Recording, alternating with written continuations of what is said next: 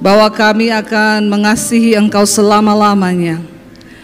Firman-Mu berkata orang yang mengasihi Tuhan itu melakukan perintah Tuhan. Karena itu ajar kami Tuhan untuk sungguh-sungguh mengasihi Engkau, melakukan segala firman-Mu dan semua kehendak-Mu atas hidup kami. Berbicara bagi kami malam ini. Urapi hamba-Mu yang tidak ada apa-apanya Tuhan. Roh Kudus, Engkau turun atas setiap kami dan ubahkan hidup kami. Segala pujian, hormat, kemuliaan hanya bagi Engkau di dalam nama Tuhan Yesus. Yang percaya Tuhan di tengah kita memberkati kita, katakan bersama. Amin. Amin. Tepuk tangan buat Tuhan Yesus. Haleluya. Silakan duduk Bapak Ibu yang terkasih, Shalom. Apa kabarnya hari ini? Luar biasa karena kita punya Tuhan yang luar biasa. Puji Tuhan. Berdoa dan kayaknya ini tema yang memang agak lain saudara ya. Dan memang kayaknya cocok tema ini untuk saya khotbahkan. Bapak Ibu, seringkali bagi kita Natal itu adalah sebuah perayaan. Dan jujur saya kemarin agak-agak diam ya, harap tenang. Jadi saya tadinya berpikir bahwa saya tadinya agak sedih Natal ini. Kenapa Bapak Ibu? Karena jujur saya nggak sempat beli baju baru. Bukan karena saya nggak ada uang, tapi nggak ada waktu. Saya sudah punya niat begini waktu November, saya mau beli baju yang beberapa warna untuk khotbah Natal. Karena itu penting bagi saya, soalnya di YouTube. Lalu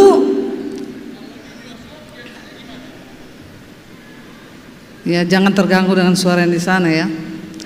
Lalu ketika saya dari November sudah pelayanan Natal tanggal 18, dari tanggal 18 November sudah pelayanan Natal saya sudah dimulai. Sampai akhirnya Desember, sampai kemarin saya baru, tadi siang saya baru sampai dari Surabaya. 1 minggu full pelayanan Natal, sehari 2 kali. Sekarang saya pikir Natal itu baju baru, Natal itu pesta, Natal itu gini. Dan memang tema khotbah Natal yang saya sampaikan tahun ini tuh berbeda. Saya baru baca benar-benar meresapi di Alkitab, ternyata Natal itu adalah penderitaan. Dari awal Maria mengandung sampai akhirnya dia melahirkan dalam keadaan hamil tua. Dia harus ikut sensus dari Nazaret ke Yudea ke Bethlehem, 150 km itu saudara. Kalau naik mobil 2,5 jam. Kalau jalan kaki, kalau buat wanita biasa kayak kalau saya mungkin ya 1,5 hari sampai 2 hari. Tapi untuk wanita yang sedang hamil tua mungkin 3 sampai 4 hari, bahkan mungkin 5 hari. Itu penderitaan loh. Udah gitu sampai di sana tidak ada penginapan dan mereka harus melahirkan. Karena untuk melahirkan itu kan nggak bisa ditahan ya, iya nggak ibu-ibu? Ibu-ibu yang pernah merasakan lahir normal angkat tangan, yang disesar nggak usah angkat tangan. Ya tidak sah itu. Ya tapi yang lahir normal tuh merasakan bagaimana nggak bisa ditahan, melahirkan tuh nggak bisa ditahan. Lah Maria itu jalan dalam keadaan hamil tua untuk sensus penduduk karena harus pulang ke daerah tempat kelahiran mereka. Dan akhirnya ketika itu lahir tidak ada penginapan. Sebenarnya secara manusia Maria mungkin bisa berkata, aku ini kan hamil karena kehendak Tuhan loh. Bukankah kalau kehendak Tuhan tuh semua mulus, semua enak? Kita kan sering berdoa kan, Tuhan kalau ini kehendak-Mu perlancar semuanya. Iya Pak ya. Tapi kita tahu di sini bahwa untuk melakukan kehendak Tuhan tidak lancar loh. Mungkin Maria bisa berkata begini, ya kalau ini memang kehendak Tuhan, kenapa di saat dia 9 bulan baru Kaisar mengadakan sensus? Kenapa nggak waktu umur kandungannya 2 bulan gitu? Kan lebih enak jalan kan? Tapi itulah kehendak Tuhan, kita nggak bisa mengerti. Saya mau tanya ibu-ibu di sini, kalau kau hamil 9 bulan tinggal tunggu waktu, terus sama suamimu diajak jalan, Nggak usah sampai 3-4 hari lah, 1 hari. Mau nggak ibu-ibu? Ibu-ibu mau nggak? Makanya namamu bukan Maria, karena kau nggak mau. Tuhan sudah tahu itu. Ya, dia jalan. Setelah itu saudara, akhirnya dia melahirkan. Waktu melahirkan itu cuma di kandang, di tempat yang hina, bau. Itu Tuhan loh yang punya segalanya, yang punya surga, yang punya bumi. Dia datang di tempat yang sangat rendah, yang sangat hina. Natal tuh bicara bukan soal kemewahan, Natal tuh bicara bukan soal pesta, tapi bagaimana Tuhan yang mulia mau merendahkan dirinya. Dan ketika itu sewaktu sudah lahir, para gembala tahu orang Majus datang, lagi enak-enak tidur. Lalu Yusuf dapat mimpi dan Tuhan berkata begini, Yusuf, ambil anak itu dan ibunya, kamu lari ke Mesir, karena Herodes sedang mencari bayi itu untuk membunuhnya. Dan Alkitab mencatat pada malam itu juga Yusuf bangun mengambil bayi itu dan istrinya dan mereka pergi ke Mesir. Mereka pergi naik mereka berjalan kaki. Saya membayangkan Bapak Ibu, ini kan kehendak Tuhan loh. Ini Allah yang sedang turun ke bumi loh. Kenapa Tuhan nggak ngomong begini ya? Yusuf, dengar aku berfirman, karena Herodes sedang mencari bayi itu untuk membunuhnya. Jangan takut, kamu tidak perlu lari, karena malam ini aku akan bikin Herodes kena serangan jantung. Lebih enak begitu enggak? Saya mau tanya, Tuhan bisa nggak buat begitu? Sangat bisa. Tapi Tuhan nggak buat begitu itu. Maria dan Yusuf begitu menderita dan bayi kecil Yesus dibawa tengah malam. Itu loh Natal. Jadi saya nggak jadi sedih kalau saya nggak beli baju baru. Ternyata Natal tuh bukan itu.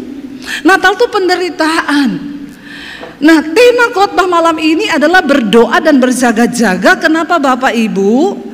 Karena Yesus akan datang kembali bukan lagi sebagai bayi di dalam kehinaan, tapi dia akan datang kembali sebagai hakim yang adil yang akan mengadili saudara dan saya. Makanya Rasul Paulus bilang gak penting aku dihakimi oleh manusia, yang terpenting adalah Tuhan, karena penghakiman Tuhan itu adil. Dan kalau kita tahu penghakiman Tuhan itu adil, makanya hari ini mari kita bertobat, berdoa dan berjaga-jaga. Ayat yang diambil dari Matius 24 ayat 42, saudara, di sana dikatakan, karena itu berjaga-jagalah sebab kamu tidak tahu pada hari mana Tuhanmu datang. Kenapa kita harus berjaga? Mungkin saudara berkata begini, saya dari dulu nggak rohani-rohani banget Bu, tapi hidup saya baik-baik aja. Saya dosa tetap jalan terus loh, ya. Enak berdosa. Ya, apalagi banyak yang bilang yang penting tuh saya sudah percaya Yesus, selingkuh jalan terus, homo jalan terus, lesbi jalan terus. Dan kita mempermainkan Tuhan. Firman Tuhan berkata kita harus menghormati Tuhan. Berjaga-jaga kenapa? Karena kamu tidak tahu kapan waktu dan saatnya Tuhan itu datang. Oke, mungkin saudara berkata dari dulu juga kita masih sekolah minggu sudah dikhotbahkan tuh tentang Tuhan mau datang. Buktinya sampai sekarang Tuhan gak datang-datang. Hari Tuhan akan tiba seperti pencuri. Dan saya yakin hari Tuhan itu bukan cuma bicara kiamat Bapak Ibu, tapi kematian. Itu juga hari Tuhan bagi setiap kita pribadi-pribadi. Kita gak pernah tahu kapan hari itu datang. Saya kemarin pelayanan di Surabaya Natal, yang kesaksian Ibu Shirley, ya, gubernur terpilih dari Maluku Utara. Dia cerita bagaimana peristiwa yang dia alami itu. Dia tidak pernah berpikir suaminya akan mati saat itu karena sehat, tidak ada sakit, dan semua berjalan sesuai dengan yang mereka rencanakan. Ketika itu naik di perahu, tiba-tiba perahunya meledak, Ibu Shirley terlempar ke laut, suaminya juga terlempar. Dia bilang dia cuma merasakan kesakitan karena di bagian kaki ini semua terbakar sampai ke bawah.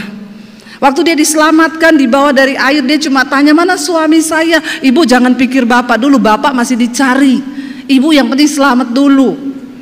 Lalu dibawa ke rumah sakit. Dia bilang, ibu bayangkan di sana tidak ada anti sakit. Jadi dia kesakitan sampai beberapa kali pingsan karena menahan sakit yang begitu hebat. Terkelupas nih dari sini, terbakar saudara sampai ke telapak kaki. Dalam keadaan dia menahan sakit, dia tanya, suami saya mana? Suami saya mana? Lalu setelah beberapa waktu ya datang teman-temannya bilang, sudah bu, bapak sudah ditemukan. Di mana? Di ruang sebelah. Ibu enggak boleh lihat. Dia bilang, tapi saya lihat muka mereka itu sedih. Lalu dia bilang, saya paksa turun dari tempat tidur dengan keadaan kaki yang masih terkelupas dan berdarah. Dia berjalan cuma untuk pergi lihat suaminya. Waktu dia lihat suaminya terbaring tidak berdaya, masih ada napas satu-satu. Tapi di rumah sakit itu nggak ada peralatan, cuma dipompa di perut, didorong pakai tangan. Dia bilang, disitulah saya mengeluarkan semua kekuatan imanku untuk berdoa meminta kepada Tuhan supaya suamiku itu selamat. Dia menangis sejadi-jadinya, Tuhan jangan ambil suamiku, selamatkan suamiku Tuhan.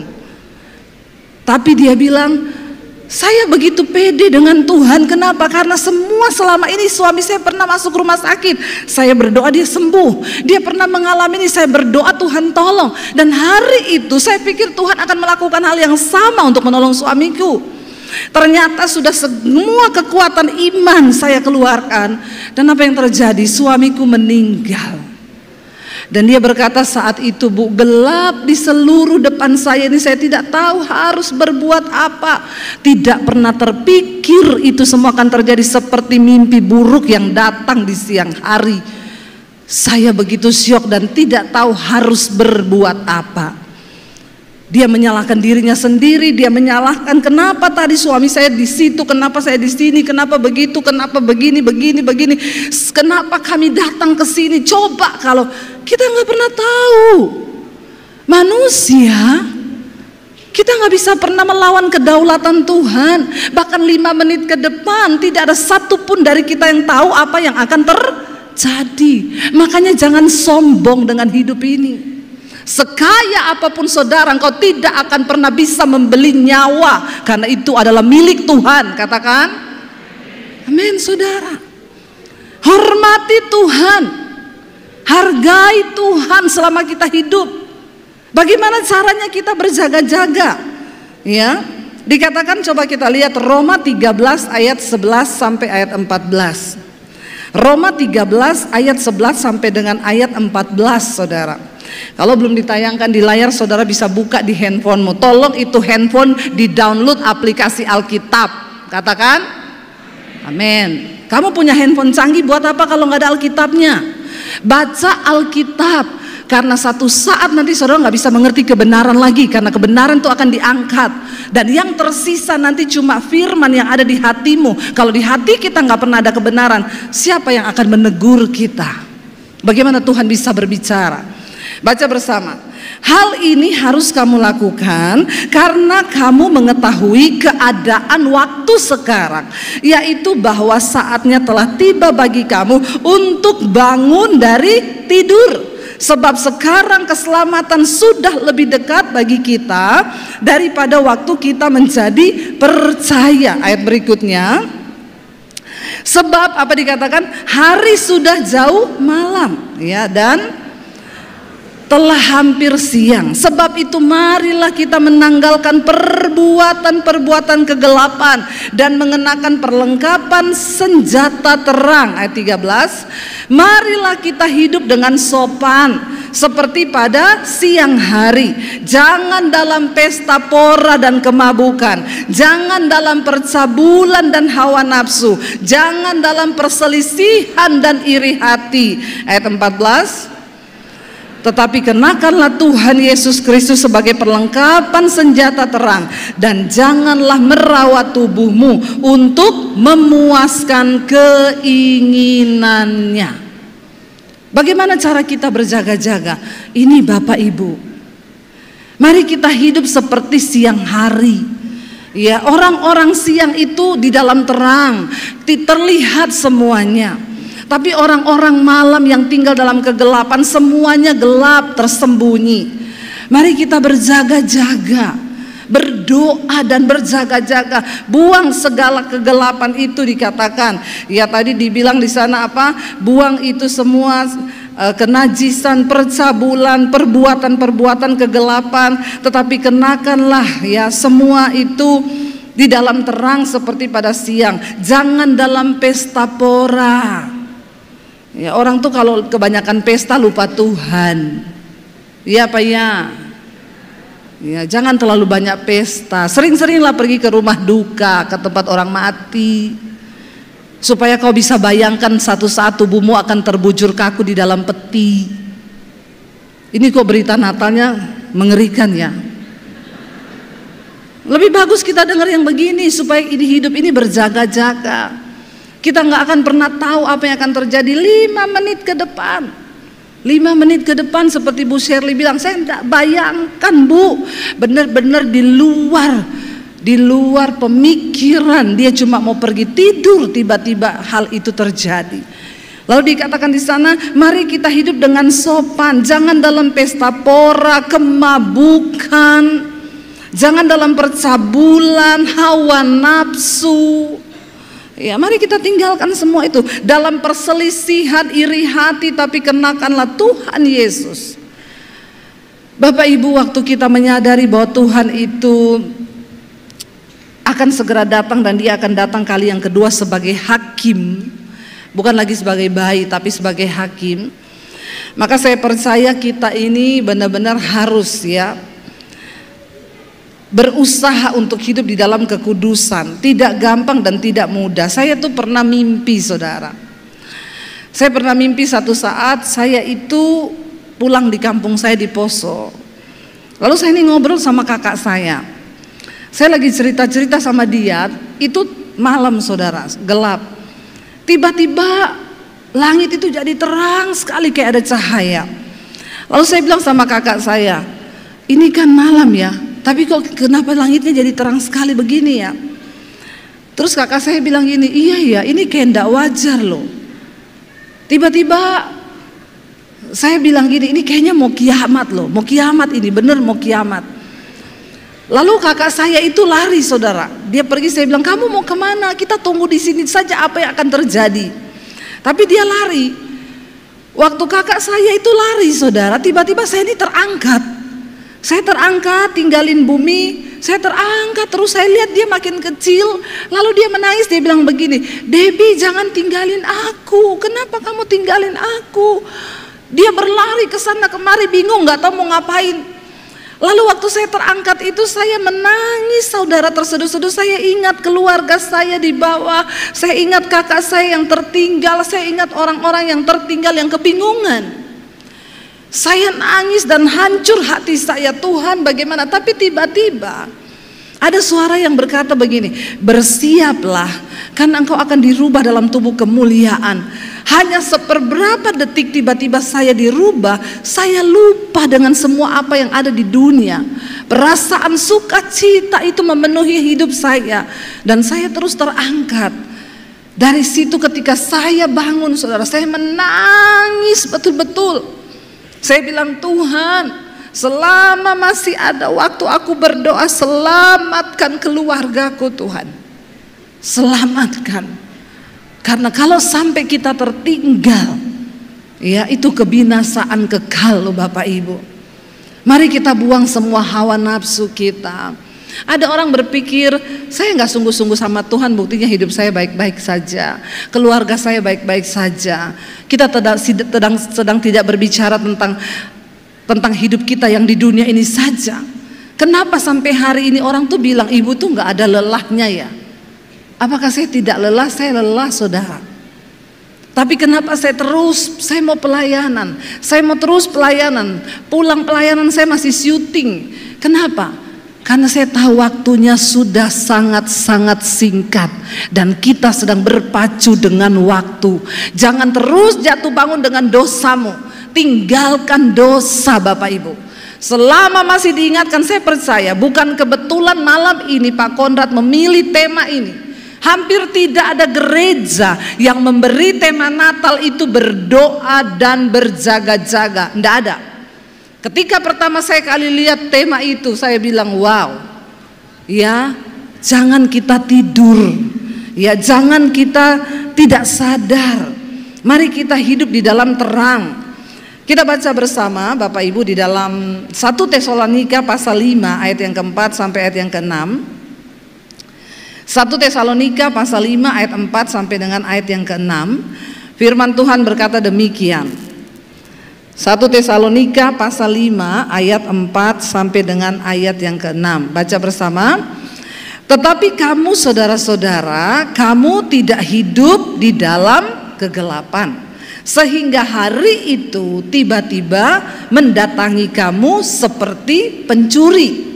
Yang berikutnya, karena kamu semua adalah anak-anak terang dan anak-anak siang, kita bukanlah orang-orang malam atau orang-orang kegelapan. Lalu yang berikutnya, sebab itu baiklah jangan kita tidur seperti orang-orang lain, tetapi berjaga-jaga dan sadar. Ayat ini berkata, kamu itu tidak hidup dalam kegelapan sehingga hari itu tidak tiba-tiba akan mendatangi kita seperti pencuri. Yesus berkata bahwa dia akan datang seperti pencuri, tapi itu terjadi bagi orang-orang yang hidup di dalam kegelapan. Tapi bagi kita yang hidup dalam terang, kita yang hidup dalam kekudusan, kita yang hidup di dalam kebenaran, kita yang hidup menjauhi dosa, hari-hari ini pengajaran-pengajaran yang menyesatkan banyak loh. Nggak apa-apa berdosa itu. Ya, Tuhan Maha Baik, Tuhan Maha Kasih. Ya, tidak apa-apa berdosa. Ada terlalu banyak ayat di dalam Alkitab yang menyuruh kita untuk mengejar kekudusan. Bahkan Yesus berkata, saudara, di hari yang terakhir nanti ada banyak orang akan berdiri dan ngaku-ngaku, Tuhan, aku melakukan mujizat demi namamu, aku usir setan demi namamu, aku bangkitkan orang mati demi namamu.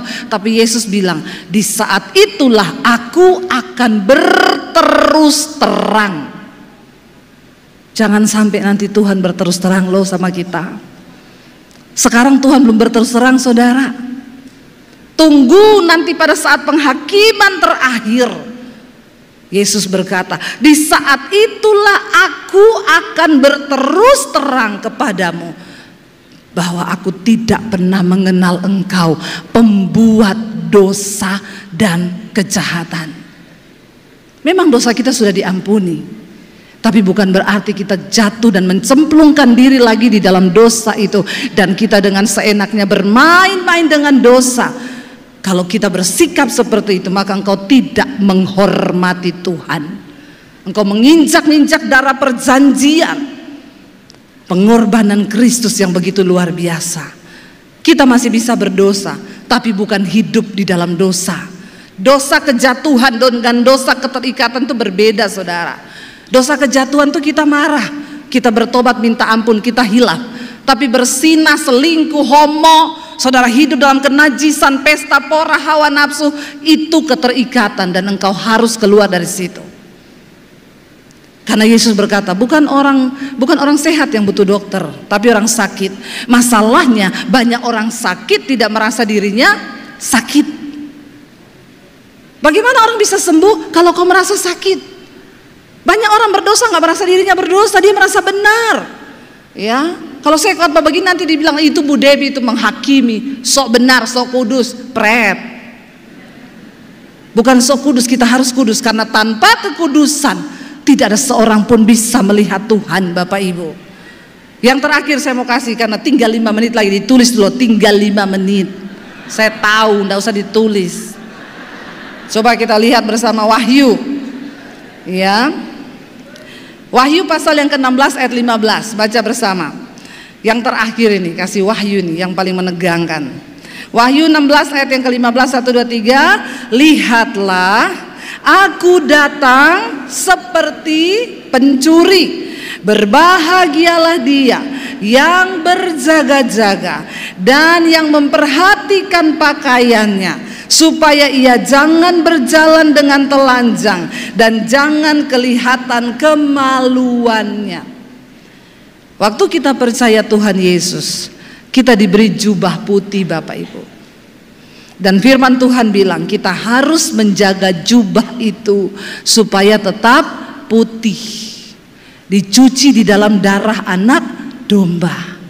Dan Yesus bilang sekali lagi diperingatkan, berjaga-jagalah. Kenapa? Karena Tuhan datang seperti pencuri. Apa yang kita tahu dari pencuri? Kita nggak pernah tahu dia datang kapan. Tidak ada pencuri yang mau mencuri telepon dulu, halo Pak Kondrat, nanti malam saya mau ke rumah Bapak. Mau ngapain? Mau nyuri. Kalau dia sudah kasih tahu begitu, ya pasti Pak Kondrat langsung kerahkan polisi, jagain rumah saya. Kenapa? Ada yang telepon, nanti malam mau datang nyuri di rumah saya. Masalahnya pencuri itu nggak pernah kasih tahu kapan dia datang. Jangan merasa aman Bapak Ibu. Di saat semuanya kelihatan baik-baik saja kata Tuhan, maka saat itulah dia datang. Mungkin bukan kiamat, tapi itu tadi yang saya bilang, hari Tuhan datang ke atas kita secara pribadi. Kematian itu juga kiamat kecil, nggak ada yang tahu. Jangan merasa sehat loh. Kemarin saya ada di Instagram orang nulis gini, saudara, kalau Anda berolahraga 1 jam 1 hari, itu akan menambah umur 3 menit. Saya langsung komen di situ, hey, sehat di tangan kita, umur di tangan Tuhan. Jangan pernah bilang akan menambah umur 3 menit, 6 menit. Maaf, umur di tangan Tuhan. Biar kau bebas kolesterol, kau bebas apa segala macam. Kalau hari ini dipanggil Tuhan, mati. Buktinya ada atlet gym yang mati ketiban alat berat di gym. Bener nggak saudara? Berotot, kering, tidak ada lemak, sehat. Matinya ketiban alat berat. Lo bener ya, jangan tertawa, ini fakta. Jangan bilang olahraga 1 jam nambah umur 3 menit. Maka orang semua berlomba-lomba lalu melupakan Tuhan dalam hidupnya. Saya paling tidak suka kalau ada orang mengecilkan Tuhan. Tuhan tetap Tuhan. Dia Allah yang berdaulat. Dia Tuhan yang datang untuk saudara dan saya. Kita harus hormati Tuhan sebelum semuanya terlambat. Ayat ini bilang, jaga jubahmu putih. Saya undang para imam musik maju ke depan. Hello, sudah habis waktu. Ngapain mereka di belakang tuh ya? Bapak Ibu, mari ya. Ini tema yang luar biasa malam ini. Kita ada di penghujung tahun 2024. Banyak orang yang sudah tidak bisa masuk sampai ke penghujung tahun ini. Banyak orang yang tidak lagi bisa melihat tahun 2025. Kalau Tuhan masih izinkan kita ada di penghujung tahun ini. Pemusiknya lagi makan, khotbah diteruskan 10 menit lagi. Puji Tuhan, haleluya 12 kali. Ya, tepuk tangan buat Tuhan Yesus. Saudara masih mau setengah jam? Saya enggak mau. Anda puas, saya lemes. Jadi Bapak Ibu ya, ayo kita berlomba kejar perkenanan Tuhan yuk. Biar orang bilang sok suci, sok kudus, berlari saudara. Ya, karena keselamatan itu harus dikerjakan. Jangan santai, berlari. Buang semua yang bisa kita buang. Alkitab bilang, tanggalkan beban dan dosa yang merintangi engkau untuk mencapai panggilan surgawi itu. Pelan-pelan. Waktu kita mau hidup kudus, maka Tuhan pasti akan memampukan kita. Kita bangkit berdiri bersama. Kalau ku hidup bagimu. Nggak usah pakai aransemen Axel ya, ini Axel ponakan saya loh dia ini.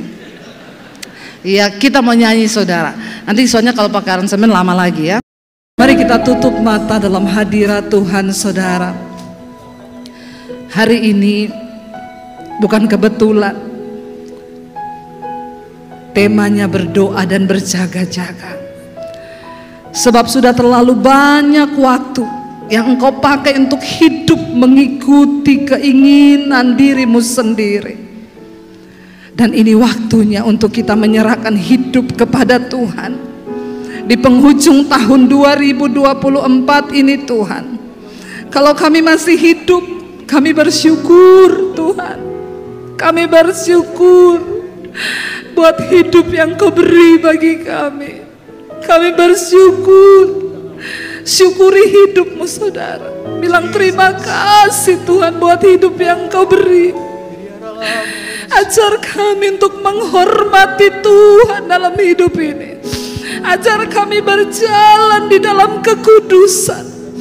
Karena barang siapa yang dengan sengaja terus berbuat dosa setelah menerima pengampunan Kristus, maka dia dengan sengaja menginjak-injak pengorbanan anak domba Allah, dan tidak ada lagi darah untuk menghapus dosanya. Karena itu di akhir zaman firman Tuhan berkata, yang kudus akan semakin kudus, yang fasik akan semakin fasik. Tentukan pilihan saudara hari ini. Kalau engkau mau berjalan dalam kekudusan, mungkin hari ini engkau sedang terikat dalam dosa, tapi engkau mau berkata, Tuhan lepaskan aku Tuhan. Aku mau belajar hidup berjaga-jaga di dalam Engkau. Dia tidak pernah menolak orang berdosa seberdosa apapun kita hari ini. Asal kita mau datang dan berkata, ini hidupku Tuhan, aku mau bertobat, aku mau bertobat. Dia Tuhan yang melihat hatimu. Dia peluk engkau, dia terima engkau malam ini. Tidak ada kata terlambat untuk bertobat. Dan apabila hari ini engkau mendengarkan suaranya, kata Tuhan, jangan keraskan hatimu. Malam ini adalah keputusan yang terbaik untuk berkata, Tuhan kami mau lebih baik lagi di tahun yang akan datang. Kami mau masuki tahun yang baru dengan hidup yang baru, dengan hati yang baru. Kami mau katakan di hadapan-Mu, Tuhan segala hormat, pujian dan kemuliaan. Dalam nama Tuhan Yesus, kita semua yang diberkati sama-sama kita berkata, amin. Tepuk tangan lebih meriah sekali lagi, kemuliaan buat Tuhan. Silakan duduk Bapak Ibu yang dikasihi Tuhan Yesus. Saya tahu di tengah dunia yang gelap, kasih Tuhan datang, sehingga terang yang dari surga itu menerangi seluruh bangsa. Kita akan masuk dalam candlelight service. Beberapa nama-nama hamba-hamba Tuhan saya akan menyebutkannya, dan mohon semua nama yang saya sebutkan untuk berkenan datang ke depan dan menyalakan lilin yang ada di depan. Mari siapkan hati kita bersama-sama saudara. Untuk itu yang pertama, menyalakan candlelight service, menyalakan lilin Natal bersama-sama di tengah-tengah kita semua pada malam hari ini. Yang pertama saya mengundang Bapak dan Ibu Gembala Pastor Abraham Konrad Supit bersama Ibu Levina Supit, Wakil Gembala Pastor Monik Supit, Pastor Imam Darmawan bersama dengan istri, Pastor Yogi Dewanto bersama dengan istri, Pastor Hadi Setiawan dan Pastor Lydia Elia, Pastor Jaswin Damanik bersama dengan istri, Pastor Iwan Cahyadi bersama dengan istri, Pastor Marta Yudano bersama dengan suami, Bapak Savian Nyoman bersama dengan istri, Bapak Yonatan Soleman bersama dengan istri, Bapak Apfu Suryadi bersama dengan istri, Bapak Binsar Pangaribuan bersama dengan istri, Bapak Alexius Hadinata bersama dengan istri, Bapak Partahi Siombing bersama dengan ibu sebagai ketua panitia, Bapak Rudi Hidayat mewakili semua rekan-rekan sponsor yang sudah mendukung acara malam ini, dan Bapak Rudi Tanu Sudibyo mewakili jemaat Tuhan yang sudah hadir pada malam hari ini.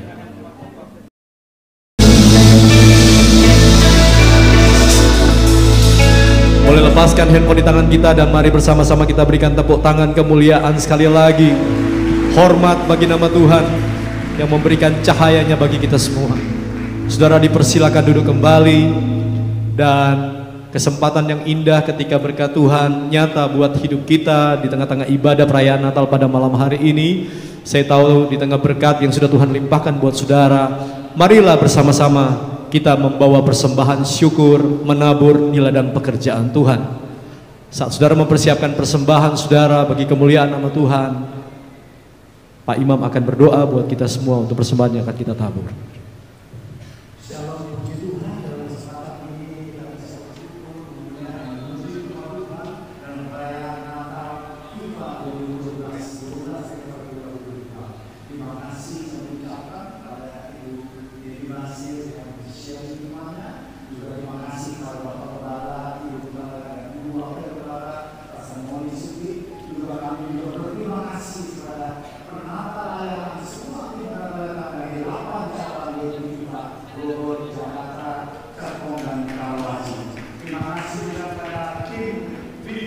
worship yang begitu luar biasa. Kami juga berterima kasih pada setiap donatur yang sudah menabur sehingga terlaksana Natal kita di Tunas.